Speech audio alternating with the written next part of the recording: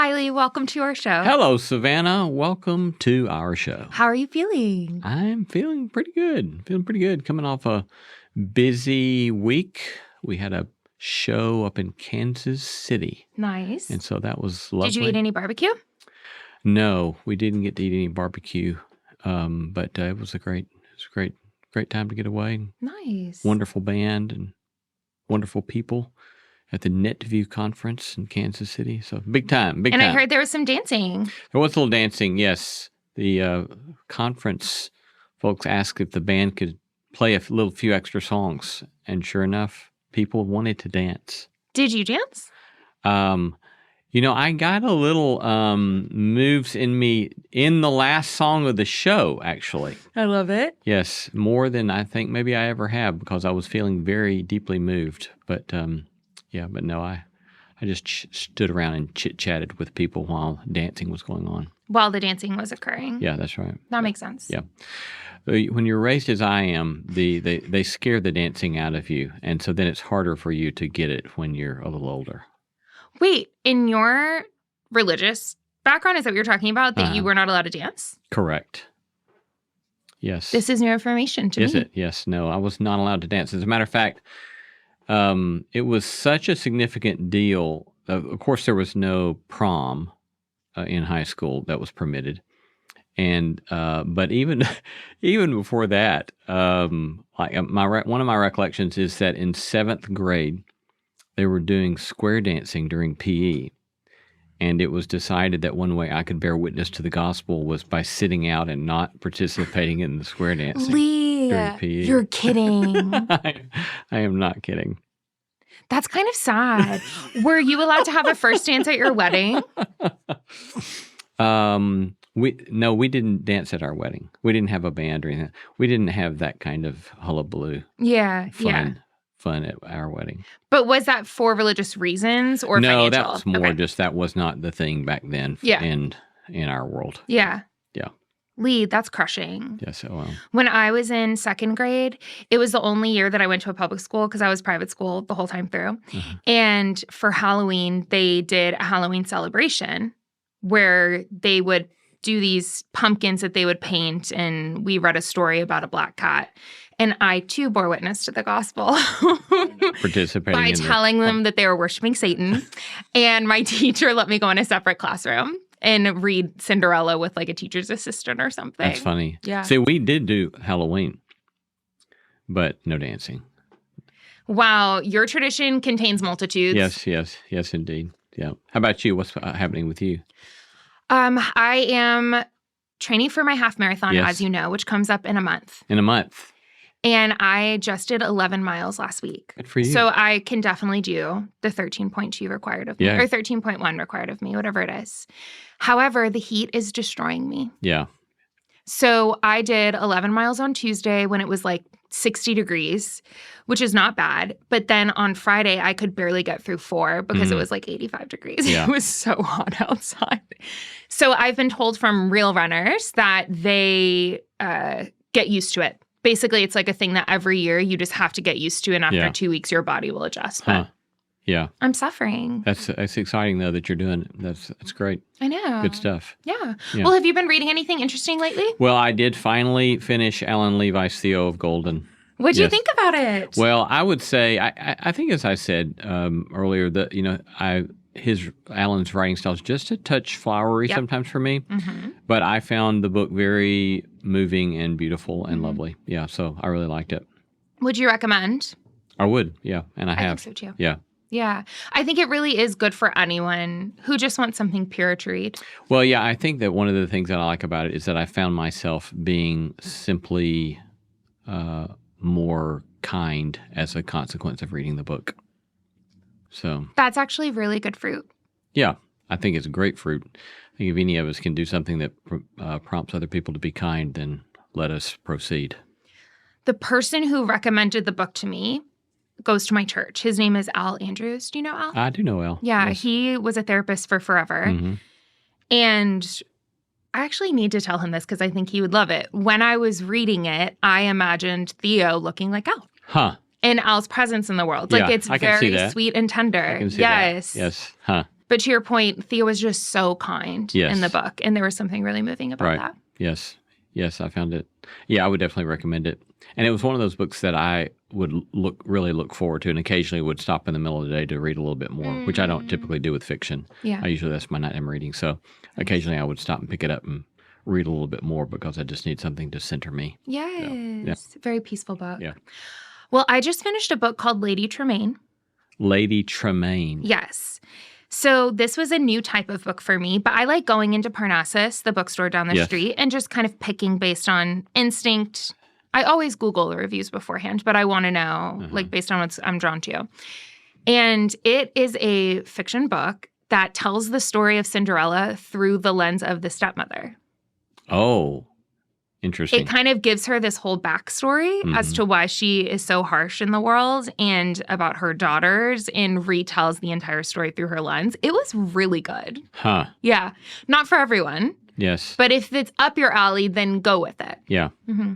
So I would make up that the wicked stepmother label is recast as the projection of the immaturity of Cinderella. Okay, Lee, you were not entirely wrong. Yeah. Yes, through the lens of this book, Cinderella is seen as kind of, especially towards the beginning, a little bit of a dimwit. A little bit of a dimwit. Yeah. So yes, that the projection even a bit narcissistic, maybe? Yeah. How about that? Yeah. Yeah. That's almost too easy to project and guess. It's more complicated than that, but that is not a false understanding. Yeah. Yeah. Yeah. So it's a really good book. Yeah, good. So if anyone needs any more reads, actually someone just talked to me 2 days ago and said that they read a book because of a recommendation that we had here and loved it. The Strangers book by Belle Burden, which was about that divorce in the COVID era divorce. Anyways, let's talk about some reviews. Let's do it. And then we'll get into the show. What do you got? What do you got over there in the review bucket? Okay, well, these reviews are really teeing us up for our episode because I don't want it to feel like we're being self-indulgent about something just because it matters to us, okay? Yes. So here are some comments that were from our episode a couple weeks ago called War, What Is It Good For? One is from Noreen Enslin, and she said, Part 2, please. We need to hear this over and over. We love. A second one is from Doug Hunt, who talked about how helpful the context was in the historical content today. And then he said, I always appreciate your honest takes on difficult topics, such as violence. And then someone named Snazzy said, Lee shares many controversial opinions, but not about curling. That made me chuckle. And I do want to kind of double down on that. Why wouldn't you share your full opinion on curling? Why, Lee? Why? Because, why is the question? Literally, why? Why would I? It didn't feel like something that you wanted to dig your heels into because you actually don't care? Right, I don't care. And so why offend anyone unnecessarily when some people obviously love that sport? So why would I go out sticking my nose into something that does not matter to me? It wasn't worth it to you. Correct. Yeah. That's actually wisdom. I found myself the other week. I was watching the Oscars with my friends, and a celebrity popped up on the screen who will remain nameless because it really doesn't matter, who I'm just like, about. I don't know. And I was like, in the moment. And someone else in the room was like, I really like that person, and like starts explaining why. And I realized like, it actually doesn't mean this much to me. Like I shouldn't have even said it in the first place because I want you to be so happy loving the celebrity, and I actually don't care. There's a great deal of wisdom in silence. I know. Which is not conventional wisdom in our day. And literally just not my personality. I'm never going to be that girl. Amy Poehler's podcast, she talks about this, about how the power move that people will recommend, like business bosses and CEOs, is when you walk into a room, just be utterly silent and you'll have all the power in the room. And Amy Poehler was telling this thing that she had read, and she said, and that's why I'm never going to be the most powerful person in the room. Because she always walks in and she's like, hey, And I'm like, yeah, 100%, that's me. But yeah, basically I wanted to share some of those reviews because we're going to do a part 2. How about that? On violence, on war, Part 2. and on dispensationalism. So let's start the show. Let's start the show.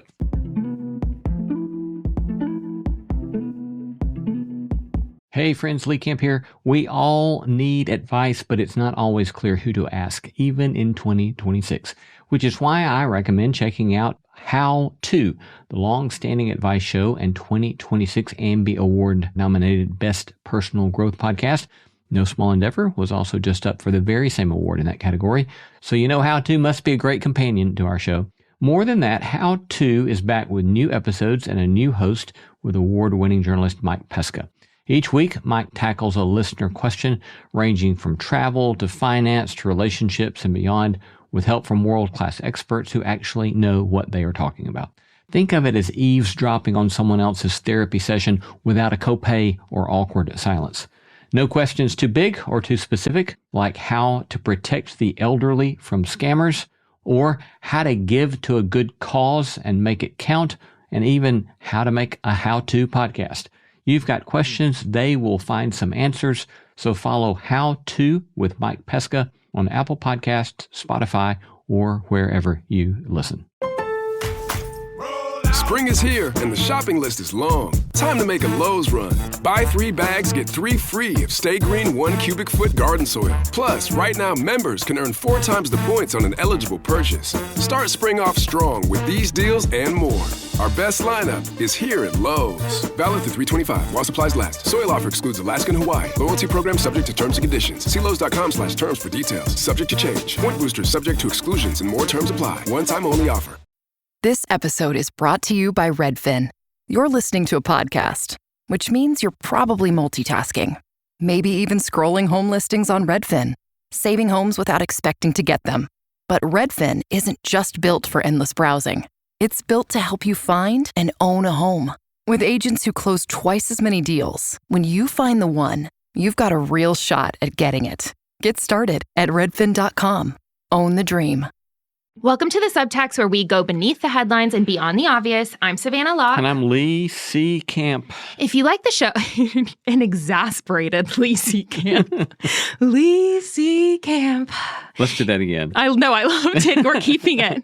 If you like the show, here's your official permission to gas us up. Follow, rate, and drop a review wherever you're listening now. 5 stars if you're feeling generous, and just don't leave a review if you're not. We might even read it on the show. You can watch full episodes on YouTube and Spotify and stay connected on Instagram at The Subtext Show, Savannah_Locke, and Lee C. Camp. Have thoughts or questions, hot takes, send them our way in the DMs. All right, Lee, let's talk about violence. Let's do it. We will start with a direct message from someone named Corey Shannon, who I believe that you are familiar with, right? I do know Corey. Yes, I do. So, Corey, thank you so much for sending us a message. It was really thoughtful. And in regard to the war episode, he says, I would like to hear you all talk a little bit more about the ways that dispensationalism and Christian nationalism may interact and influence one another.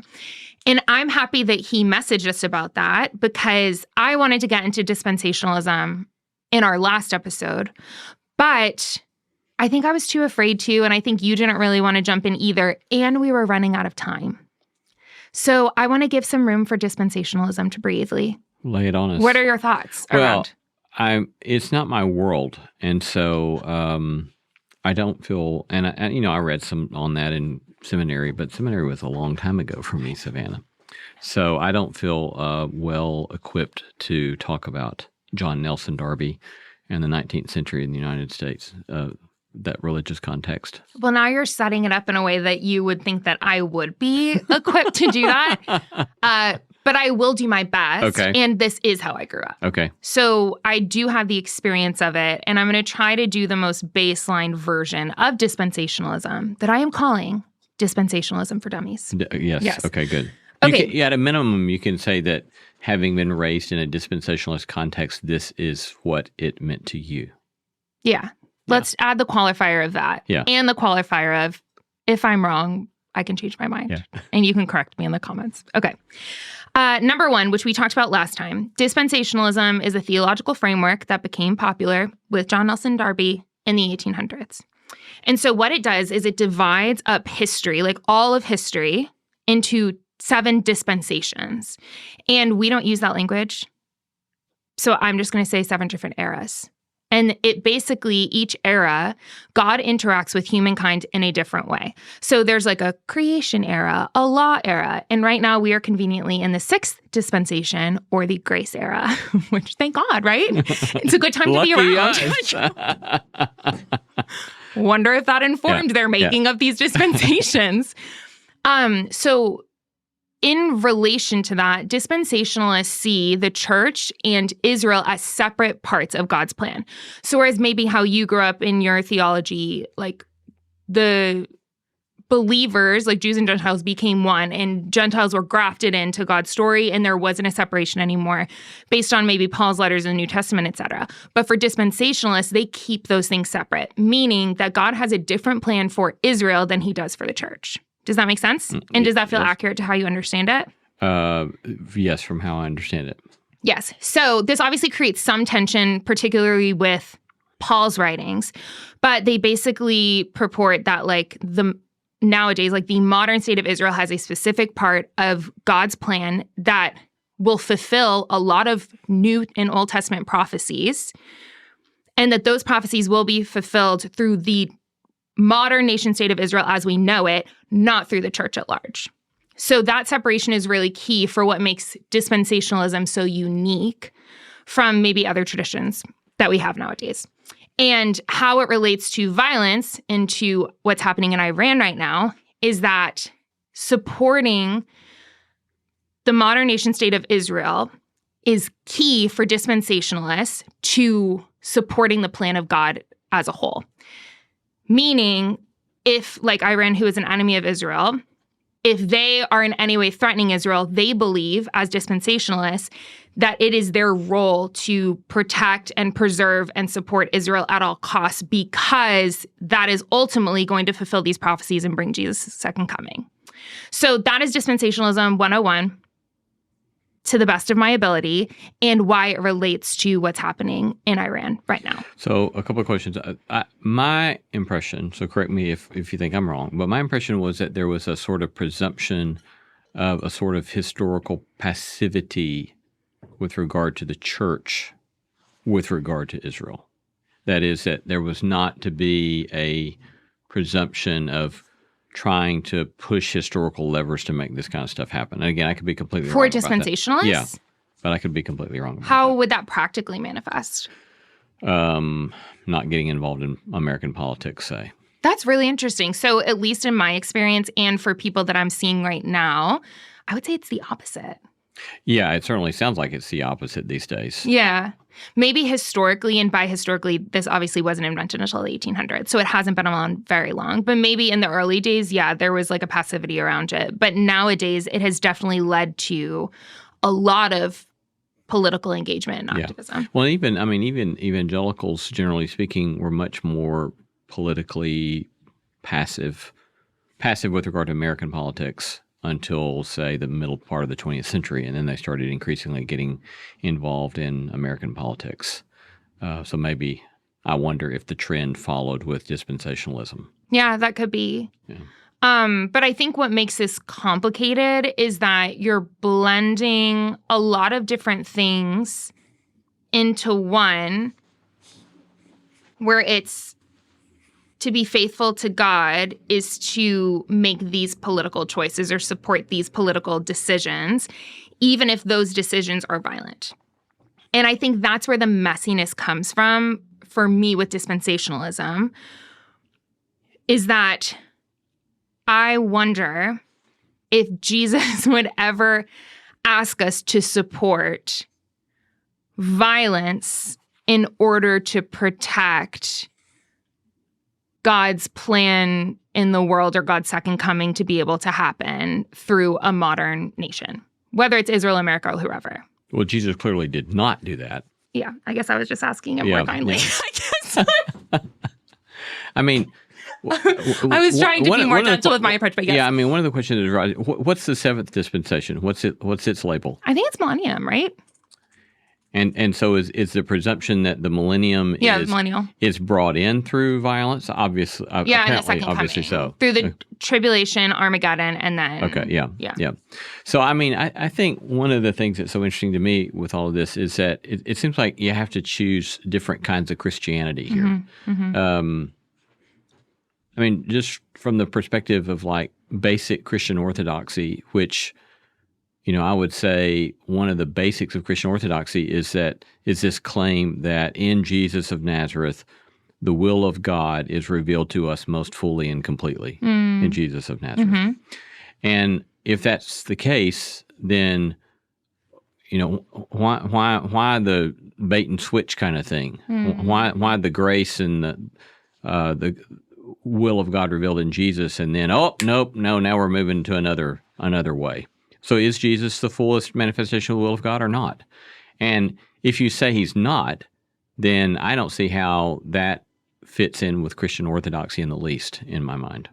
Surely they've got some sort of answer to that, but I don't have the foggiest idea what it would be. And I don't think that's unique to dispensationalists really either. I think a lot of people see two versions of God arguing in the Bible, and they pick one over the other. Yes, I agree with that, yes. But here it's almost as if... This is hot takes, by the way. Here, at least, as your impression of dispensationalism is a sort of systematizing of that and saying, no, we're really saying that God switches here. Yeah, so the language that they use around it is that God interacts differently with humankind based on these different dispensations. Yeah. God's nature doesn't change for them. It's just the way that God interacts with humans changes. So God interacted through the law, and now God interacts through grace. Does that make sense? Yeah. I mean, clearly there's the unfolding narrative in which there are different moves in the narrative of Scripture, right? So that's undeniable. But again, I think that the question is, is the way of Christ the fullest revelation of the way of God and the character of God and the purposes of God or not? And I hear this sort of dispensationalist schema saying, no, it's not. Right. Yeah, and I think that is the strongest critique, at least from an Anabaptist perspective around that. Yeah, because the other alternatives I've heard of to name the way that there are obviously different strokes or whatever in the narrative of Scripture, one that I can think of is like progressive revelation, where it's like over time, humans progressively realize things or understood things about God, which were ultimately completed and fulfilled in Jesus with the clearest picture of God. So there are different ways to deal with these tensions in Scripture, but this is just one of them that became very systematized. Yeah. Well, and also, I mean, clearly there are really interesting competing ways to read the book of Revelation itself, right? So Lee, let's talk about Revelation, because isn't it weird? Yeah, I mean, I would just suggest that if people are mindful of these other kind of ways, go read some of those who have pointed to the way in which the controlling metaphor in the book of Revelation is the slaughtered lamb and the victory of the martyrs who bear witness to the way of the slaughtered lamb. It's not those who win through the imposition of imperialist force. As a matter of fact, the whole story, the whole presumption of the book of Revelation is that there's this imperialist beast that imposes its way and imposes its forces its will upon everyone else, even to the point of idolatrous worship. And then if you don't buy that, then you suffer and you are on the receiving end of violence. And yet it's those who bear witness to the way of the slaughtered lamb that are counted as victorious. And so the whole, you can't, in my mind, you can't rightfully read the book of Revelation unless you come to this place of saying, no, it too is saying the way of Christ is the way of triumph in human history. Would you agree in saying, though, that to come to that conclusion, you can't really read it literally? Nobody reads it literally. I think it's BS when people talk about reading. I think some people get close. I think so. They People try to, and then once they lay out their supposed literal reading, oh, well, history didn't turn out that way, so let's read it in another way, and we'll tell you what we're reading on the tea leaves today versus yesterday. Yeah. Nobody reads it literally. Yeah. It's chock full of imagery. Yeah. It's apocalyptic literature. And everybody knows it's apocalyptic literature, and you can't read the thing literally. Yeah. You can try, but then you just end up doing damage to the text. Agreed. I do agree that that is true. And I think that if one were to try to read it literally, to try to be faithful to the text, because I think that is the genuine motivation, I can see how things like wars or troubles in the Middle East or whatever would feel like fulfillments of those literal prophecies in the book of Revelation. Do you know what I'm saying? Yeah, sure. But I guess, I don't know. I was raised with so much individualistic, me and my Bible, I'm going to figure this thing out. Mm-hmm. And that was the way I was when I was young, because I was schooled that way and I was trained that way. Mm-hmm. No dancing, but very faithful to the Bible. Yeah, that's right. That was sassy. But I these days I'm pretty impatient with that, because it's like, why should we, really, are you that special? Am I that special that I am going to figure this stuff out and I'm going to read the tea leaves of history and I'm going to finally tell you? Mm-hmm. It's like, why not have a little respect for the larger Christian tradition, and let's say, how's the Christian tradition tried to grapple with this stuff? And so at least a bit of humility, rather than me saying, oh, okay, well, all right, here it is, this war, this leader, this moment, here it is right there, right? This is the beast. This is the beast. Is the mark. This is, And I do think that when reading the book of Revelation, it's so important to go in with humility for that reason. Because if you were to say, which a lot of people I think do say right now, these things are happening finally in our time, and America plays this role, and Israel is playing this role, and Iran is playing this role, and, Russia is randomly playing a role, that we are then saying that for the last 2,000 years, that Revelation has just been sitting there waiting for us to come along. Yeah. And I think to be able to name, yes, do these messages have evergreen warnings for us and evergreen knowledge that we can glean from? For sure. But it is my belief that nothing in the Bible is all of a sudden becoming relevant just because we're here. We finally made it. The book of Revelation is finally coming true. Do you know what I mean? Yeah. But I think that I do see why it's tempting to believe that, because we're trying to make sense of all the chaos that's happening right now. Yeah. Well, and two, I still have such a problem myself with letting my or our small group's interpretation of reading this part of the Bible trump what's so clear in the rest of the New Testament, right?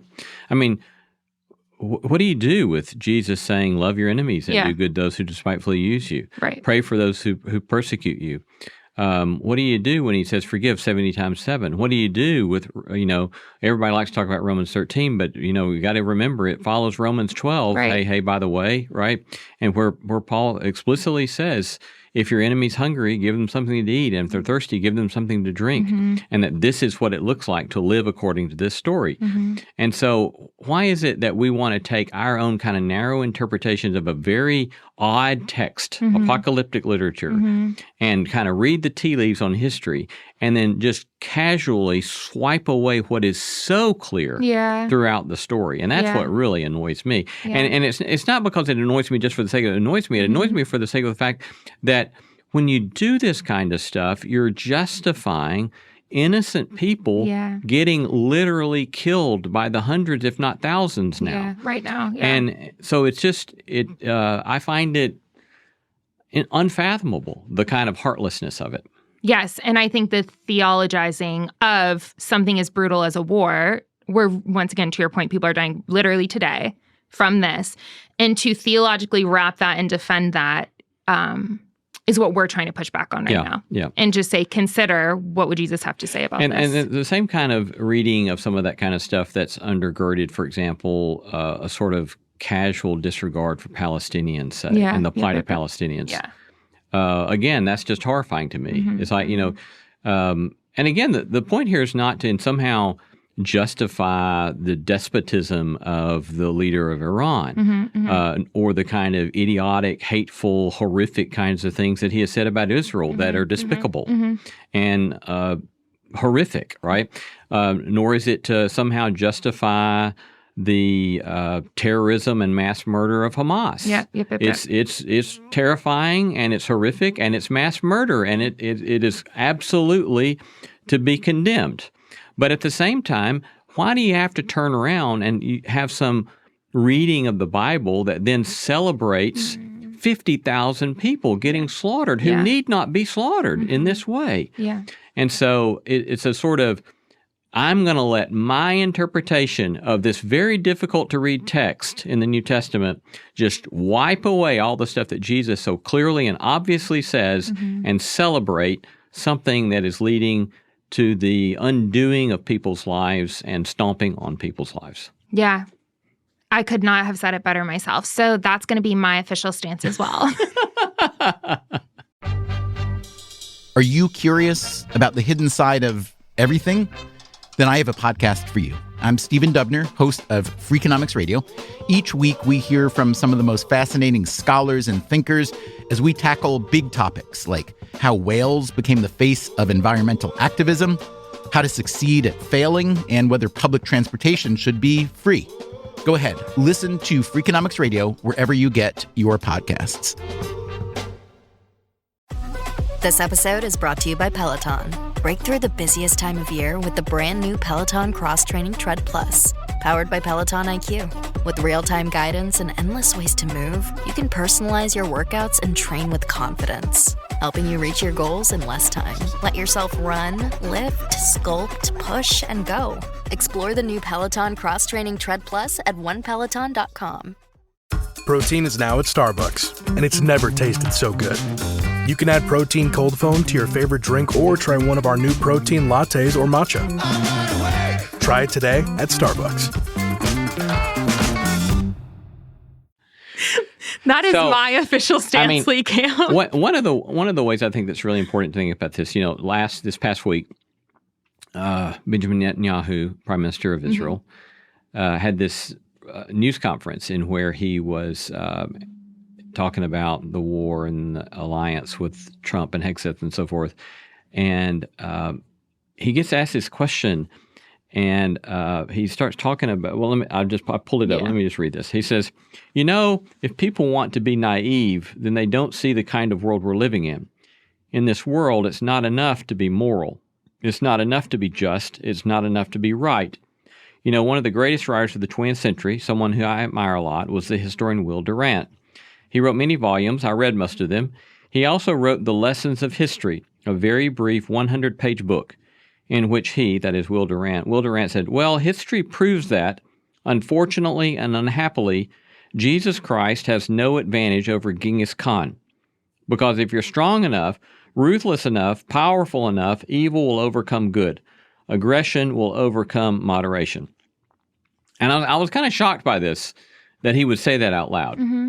And I don't know. I haven't heard, maybe they have, but I haven't heard too many evangelicals or dispensationalists respond to this. I would be interested in what they would have to say. But one of the things that I think this does for us is it asks, again, what kind of Christianity do you believe in? Right. And the way I understand Christianity is that it is this beautiful, if nonetheless, very difficult claim to believe that captivity has been taken captive and that death has been overcome by life and that death itself has been defeated and that love has overcome hostility. Now, you want to call that naive? Okay, call it naive, right? Do you want to call it hard? Yeah, call it hard. Do you want to think it takes a lot of blasted courage to try to live by that? Absolutely, right? But I don't know. I tend to think that give me a choice between Martin Luther King Jr.'s Christianity and Pete Hegseth's Christianity, I'll go with Martin Luther King's every time. You know, give me a choice between Woodrow Wilson's interpretation of Christianity or Gandhi's interpretation of Christianity. Give me Gandhi's, right? I mean, Gandhi had this Quaker that would come, and as I remember, he was a Quaker journalist, and he would come document the stuff that Gandhi was doing. And Gandhi would say things like, look, everybody knows that Jesus is teaching nonviolence except Christians, right? And Gandhi would say, what I want for the Christians is for the Christians to do what Jesus has to say. And so, but you know, a couple of centuries before that, you have Woodrow Wilson in the U.S.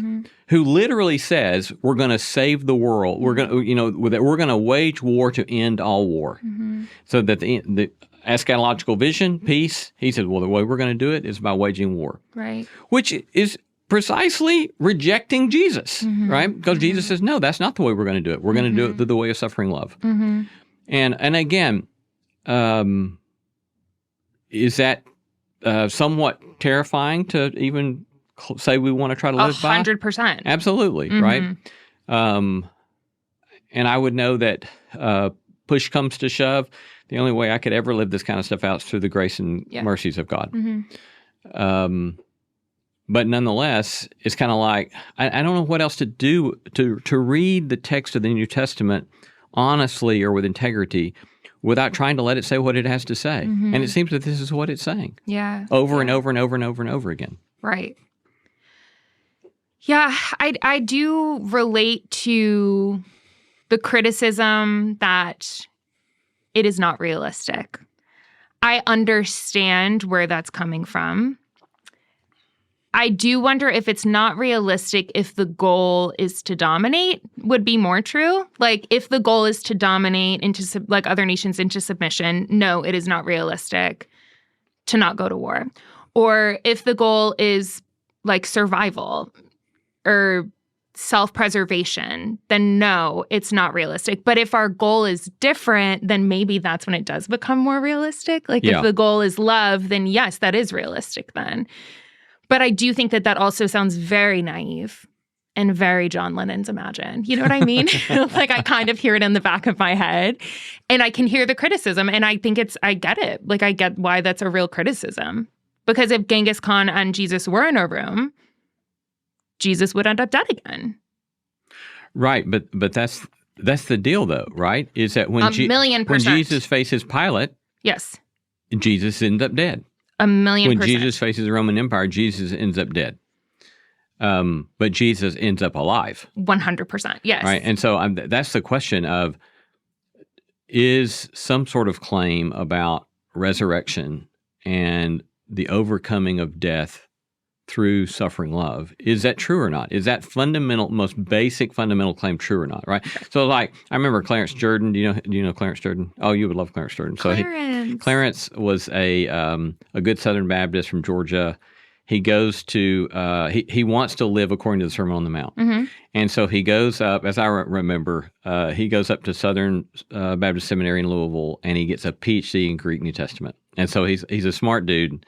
And he said that he wanted to go get a PhD in Greek because he wanted to be able to go back to Georgia and not let some jackleg preacher twist him in knots. He wanted to know what the Bible said. So he had his Greek New Testament down. And so he goes back to Georgia and he starts an intentional Christian community. And the three of their outstanding things are, one, they're going to be an interracial community in the 1930s in Georgia. They're going to practice a common purse, so they'll put all their money together and they'll live out of a common purse. And three, they're going to practice nonviolence. And so this is what he tries to do. And it's a remarkable story of all that they do. Their work actually ends up yielding Habitat for Humanity down the way. Amazing. And so amazing stories about the kind of life that they lived and the things that they did and so forth. But Juan I wanted to tell you the story because he talked about how when the apostles go out in the book of Acts, they don't go out preaching the ethic of Jesus. They go out proclaiming the resurrection of Christ. Because, says Clarence Jordan, the ethic of Jesus makes no sense unless Christ has been raised from the dead. And it's like, okay, so that makes sense to me. It's like, if I'm going to, the only way this kind of stuff can really make sense is if we really do believe that death has been overcome and that captivity has been taken captive. Mm-hmm. And that can give us a space by which we could begin to try to step into following the ways of Christ. Mm-hmm. And if we don't believe that, then heck, it's going to be really difficult to do that, right? Mm-hmm. I will say parenthetically, though, that in the 1990s, 2000s, there was a lot more sociological research about nonviolence. Mm-hmm. And there are at least some people who have studied this at great length, and they've looked at a lot of social movements. And even what a lot of these people claim that are not coming at it from a faith perspective, they will say if you look at this stuff on paper and historically, that any war that was won by violence could have also been won by nonviolence. Mm-hmm. And in some cases, nonviolence could have won where violence couldn't have won. Now, is that true? I don't know. I'm reporting to you what the students of this stuff have said. Mm-hmm. But it's at least worth considering that maybe we have such a deep faith in violence that it's worth asking whether or not that's a very good faith or not, whether we should really put so much trust in violence. Especially when the track record's not great. Especially when the track record's not great, right? Yeah. Because I think people will always point to, like, World War II. You know, like, they'll point to these things and be like, well, what would we have done? Or whatever. And it's like, yeah, what would we have done? Like, what could we have done? And I think being able to switch that around and say, were there other options, or are there other options as we go into the future, to be able to imagine engaging in these situations without violence. Right. Well, and I think the thing that, that's a perfectly fair question. Totally. Right? 1,000,000%. Yeah. And I think that the way you responded is one perfectly good way for us to explore that. Another way to explore that is to say, what would have happened had German Christians not supported Adolf Hitler? Hello, America? Right. And it's like, we forget that Adolf Hitler was very popular on Christians because he was very outspoken for family values, opposed to any kind of sexual stuff that he saw as aberrations, and was all into love of country. 1,000%. And so what would have happened had the Christians in Germany said, no, dude, absolutely, this is horrific. And some of the few who did, like Dietrich Bonhoeffer, they're a very small minority. And what would have happened had Christians said, we will not support this kind of nationalistic idiocy because it is a denial of the gospel? Yeah. No, that's a great question. And it's a great imagination to have as well. Maybe like in Man in the High Castle, have you seen that before? No. Which it imagines that Germany won the war and that the United States gets split up between Germany and Japan. So the west side is Japanese territory, and then the east side of the U.S. is German territory. And it imagines like what the future could have been like if that happened. I wonder if there's some imagination for what the future could have been like if the church had, as a whole in Germany, prophetically stood up against this movement and stopped it from happening. Yeah. Yeah, there could be something really beautiful about that. We need some screenwriter to write that story. Listen. Yeah. Send them my way. I really want to get on a sitcom era. Like, I seriously think that I could be a great writer for a screenwriting sitcom. I don't even know. I think you could. Who do we know? Yeah. I'm putting it out into the world. Yeah. Okay, speaking of different ways that we engage with war and the church, you sent me an article, actually. Or did I send you this article from the Catholic Standard? I think I sent you this article, yeah. Nice. Of a cardinal who was basically interviewed about the war in Iran, and he says that it wasn't morally legitimate. And he cites just war theory, which we talked about, but we did not talk about it in detail. Because you had mentioned in the episode that there were explicit qualifiers for what makes a just criteria. I knew it was a different word. Criteria for what makes a just war. And this was actually listed on an article, so I thought we could go through them. So the number one is just cause. So the war has to be undertaken in defense against an attack that is grave and certain on a nation, its allies, or a defenseless human community. which I think you might have alluded to, but we didn't get into. Number 2, the legitimate authority in the country contemplating war must declare war. What is that? What is into it? What is that about? Just before you go to number 2, I mean, on number 1, that was the stated reason, as I understood it, that Trump's counterterrorism head resigned his position because there wasn't a just cause for the war. Just last week, He said that there wasn't a just reason. Yeah. Number 2, the legitimate authority in the country contemplating war must declare war. Why is that part of the criteria? Do you know? The tradition is explicitly saying, okay, no, the state of Tennessee can't decide that Iran is a threat and they're going to go to war. It has to be, there's a sort of stated legitimacy. There's a sort of presumption of legitimacy for governing authorities at the nation state or kingdom level in the tradition. Love it. Number 3, the country goes to war with right intention, namely to redress the specific just cause and restore peace. Yeah. So here the idea is that, let's say, you can't say, well, we're going to war against country X because of their human rights abuses, when really the reason you're going to war against country X is because you want their oil or you want their territory. Hypothetically, right? It's that instead you're really going to war to address the just cause that precipitates legitimacy in the first place. Nice. Number 4, war is the last resort to repel the aggression. Yeah. So this one has been debated a lot in the tradition, but the pacifists, as you can imagine, can say, okay, this requires that if you're really going to practice this as last resort, you have to put at least as many resources into possible nonviolent resolution as you do into the military, say, which obviously then by that standard, we've never had a just war, because we don't do that. But at least you have to say we've tried everything in our disposal to try to have a nonviolent resolution, and we haven't been able to. So it's a tragic fact that now we have to go to war, is the idea there. This feels so far from our reality, by the way. And not just in this current situation, but just even since the time I've been born. This feels so far from our reality. So very far from our reality. World War II was often looked upon as justifiable with regard to, because typically the criteria are split into use ad bellum and use in bello. So the rules for going to war and the rules that must be kept in war. Nice. Okay. And so what we've done so far is look at the one possible listing of use ad bellum, the rules for going to war. And so a lot of people have said World War II fit all the criteria for use ad bellum, but it failed in use in bello. But as you say, so much evidence that we've not taken these criteria seriously in American war making. Yeah, but use the term just war to justify. All the time. Yeah.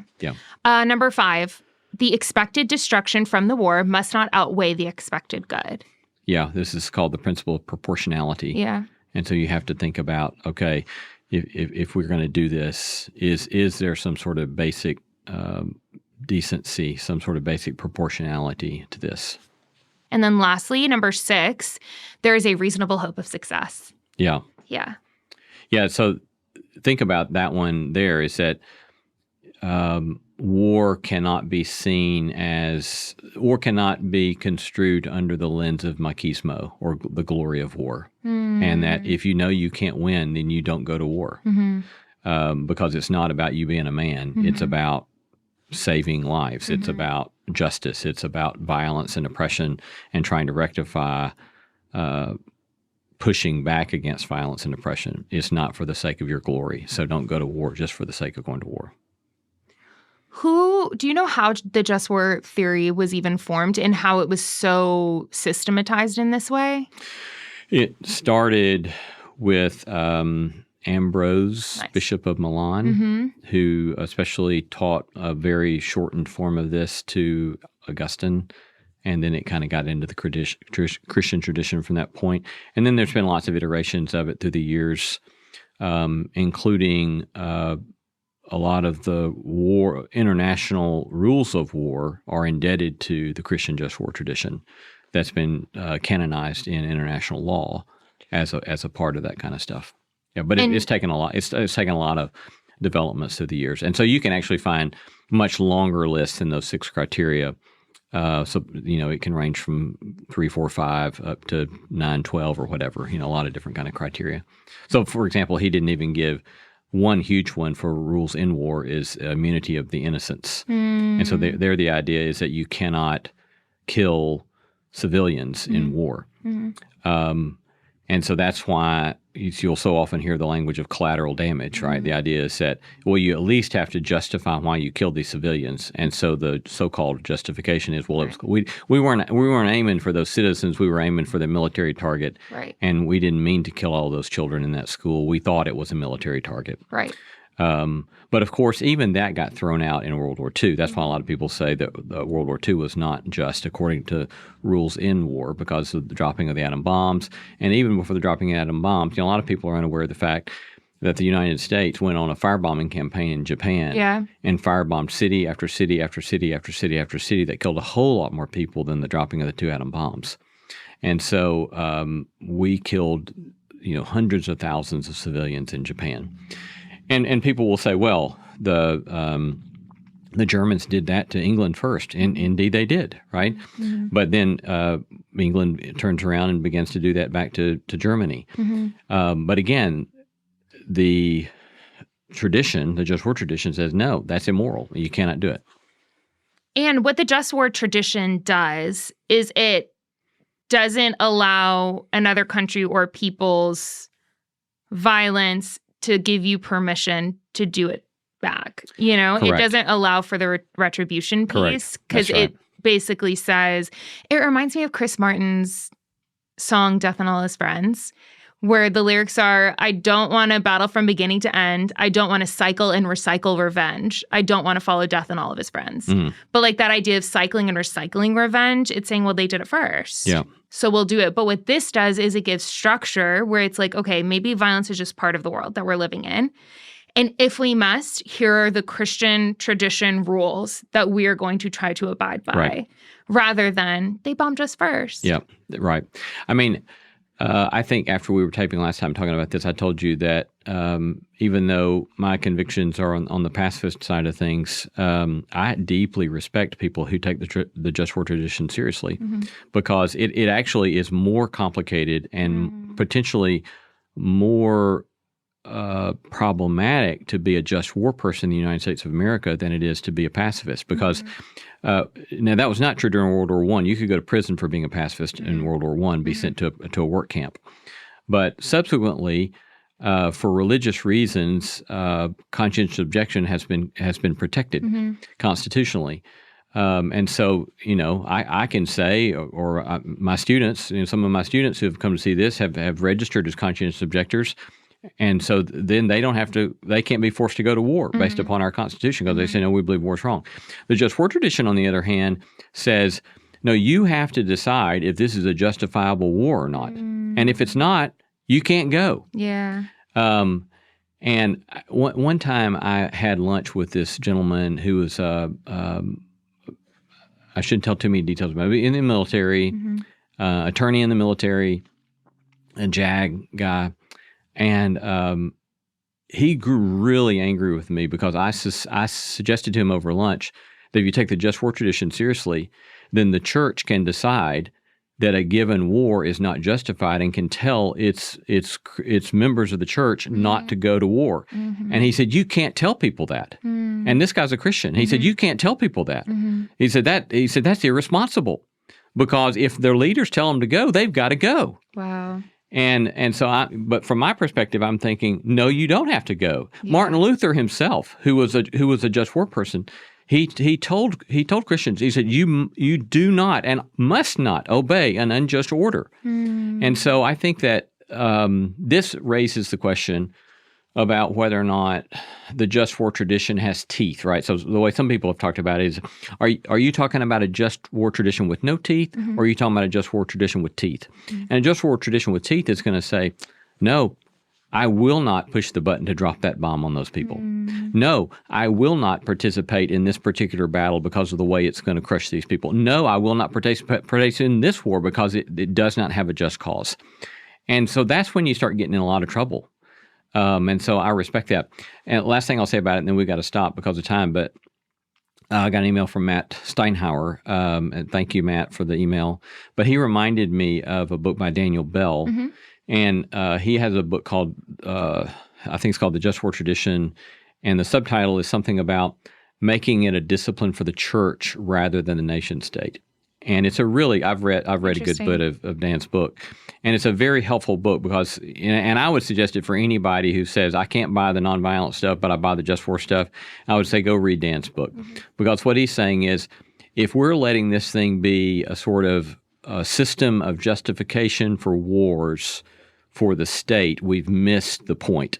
This is a discipline for followers of Christ who see war as always regrettable and a last resort. And therefore, you have to be really trained in this and take it seriously if you're going to do it. And this will be the last thing I have to say about it. Until part 3. We're just going to keep on talking about war. For years and years, when I would do lectures in my ethics classes, I would do one on nonviolence, then I'd do one on the Just War Tradition. And I would go through all of these criteria more than the ones that we talked about today. And then I would ask my students, I said, okay, so in the Christian tradition, the minority position has been nonviolence. The mainstream position is the Just War Tradition. So all Christians will say they believe in the Just War Tradition. And I said, so how many of you have ever heard a lecture on the criteria of the Just War Tradition? In your church, in a Sunday school class, in a sermon? How many of you ever heard a lecture on this? And I never had, of years, 20 plus years of teaching this stuff, I may have had 5 people raise their hand. Wow. And 2 or 3 of them said, I never heard from it except from you pointing at me, right? And so it's like, going back to the dancing in my church, the reason that the preacher was so worried about dancing was because he was so worried about lust. And he talked about lust all the freaking time, right? And so, and he used to say things like, look, you can't wait until you're in the back seat of a car with the window steamed up thinking about what you're going to do about lust. You got to prepare yourself for it. You've got to be prepared to stand against the wiles of the devil, right? And so at least he had a sort of integrity of saying, if you're going to have a moral stance about something, you've got to prepare. You've got to be formed to count the cost and know what you're doing. That's not what we do about this stuff. We just say, well, whatever the president tells us to do, that's what we're going to do. Well, that's what the commanding officer told me to do, so that's what we're going to do. And I'm just saying, why not let us be Christians and take formation seriously? And no, that's not what we're going to do. Maybe we'll decide to do that because we believe in the Just War Tradition, but don't just go do it just because you got told. Have some guts and stand up. Have some guts and stand up. And that's going to be our new merch from Lee Camp.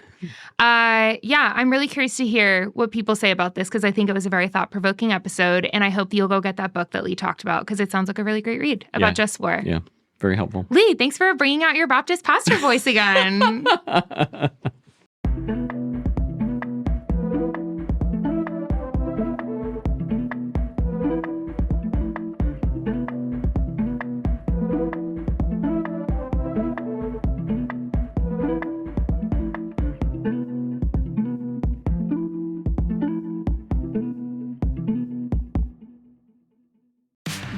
UPS Store is making packing and shipping Easter gifts quicker than ever this year with UPS Air.